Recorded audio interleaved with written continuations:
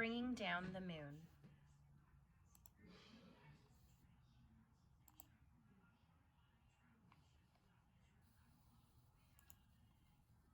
To my son Max, for the use of his tree, J.E. For Humphrey, V.C. Bringing Down the Moon, by Jonathan Emmett. Illustrated by Vanessa Caban.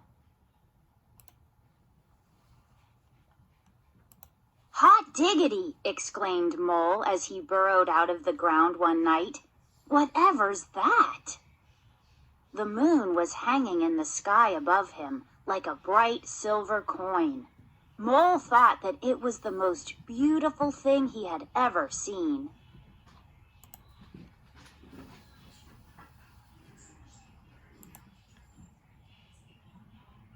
"Whatever it is, I must have it," Mole said to himself. "I know, I'll jump up and pull it down."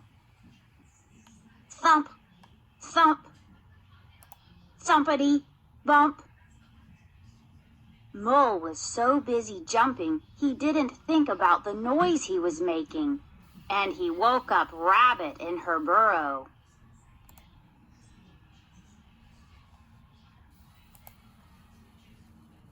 "Mole," said Rabbit, "what on earth do you think you're doing?" "Hello, Rabbit," said Mole. "I'm trying to pull down that shiny thing." "You mean the moon?" asked Rabbit. "So that's what it's called," said Mole. "You'll never do that," said Rabbit. "It's not as close as it looks."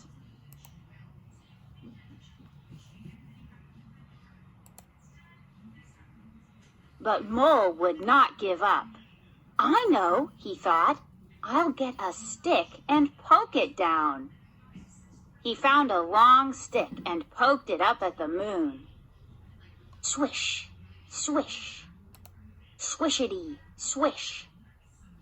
Mole was so busy poking that he tripped over Hedgehog in his bed of leaves.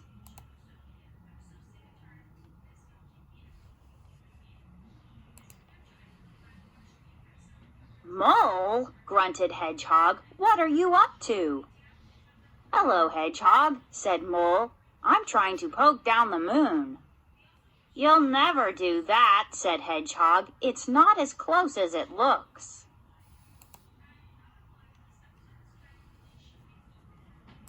But Mole would not give up. "I know," he thought. "I'll throw something at it and knock it down." He found some acorns and threw them at the moon. Plink, plink, plinkety, plink. "Ouch!" said Squirrel. "Mole, have you gone nuts?" "Hello, Squirrel," said Mole. "I'm trying to knock down the moon." "You'll never do that," said Squirrel. "It's not as close as it looks."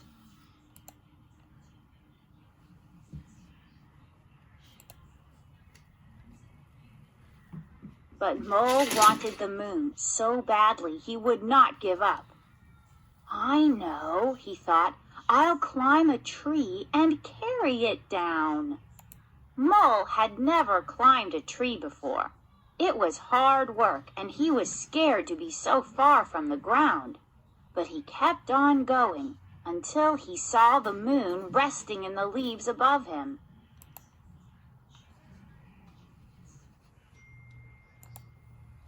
Mole stretched out his paws, but just when he thought he had the moon, he slipped.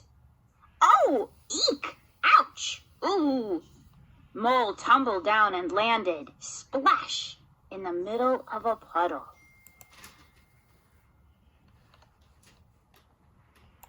"Hot diggity drat," thought Mole. "I almost had it that time."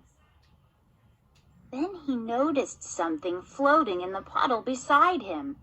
It was pale and wrinkled, but Mole recognized it at once. "The moon," whispered Mole. "It must have fallen down with me." He reached out to pick up the moon, but as soon as he touched it, it broke into pieces and vanished.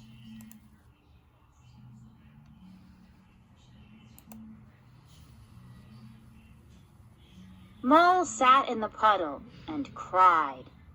Rabbit, Hedgehog, and Squirrel came running up. "Are you all right, Mole?" asked Rabbit. "I'm all right," sobbed Mole, "but the moon isn't.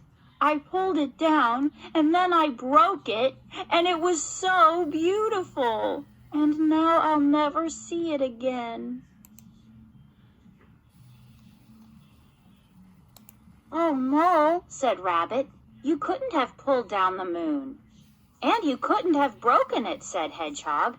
"And you'll certainly see it again," said Squirrel. "Look." High up in the sky above them, the moon was coming out from behind a cloud. "Oh," whispered Mole, "and it's just as beautiful as ever."